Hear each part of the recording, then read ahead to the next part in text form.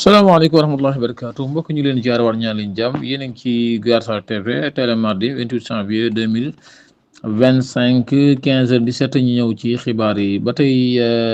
ci accident bi nga xamante ne si amoon na ci diggante Xombal ak Bambey ci dëkk bu ñuy wax Réfane ñu ne nag accident bi ba muy am ci suba juróom-ñaari nit ñoo ci faatu woon ci sensé waaye dem na ba nga xam ne si dem na fukki nit ak benn muy 11 morts yoo xamante ni si daal moom lañ jot a wàññeegun ñu ne benn daara bu màggali woon Kazu Rajab la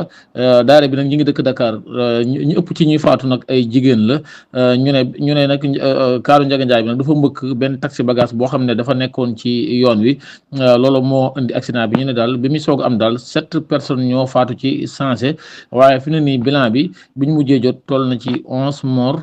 yoo xam ne dañoo màggali woon doon ñibbi Dakar ñu ne accident bi rek mi ngi am ci diggante 6 heures du matin 7 heures du matin mu doon accident bu méttee métti ñu ñaan yàlla yërëm leen yóbbu leen ci aljana gën a kawe. li nga xam ne police jàpp na ko muy benn femme bu tudd Alima Sow doon jaay ay bouette nag boo ko xamut mooy li nga xam ne jigéen ñi dañ koy diw seen ginnaaw gi pour mën a am ginnaaw jàpp nañ ko ak ñetti assistantam ak ñaari commerçant yoo xamante ne dañ ko daan jaayaat moom mi nga xam ne mooy Alima Sow nag lii vente en ligne la ko daan def. nga xam ne te ñetti assistant am jàpp nañ leen ak ñaari commerçant yoo xam ne dañ ko doon jënd di ko jaayaat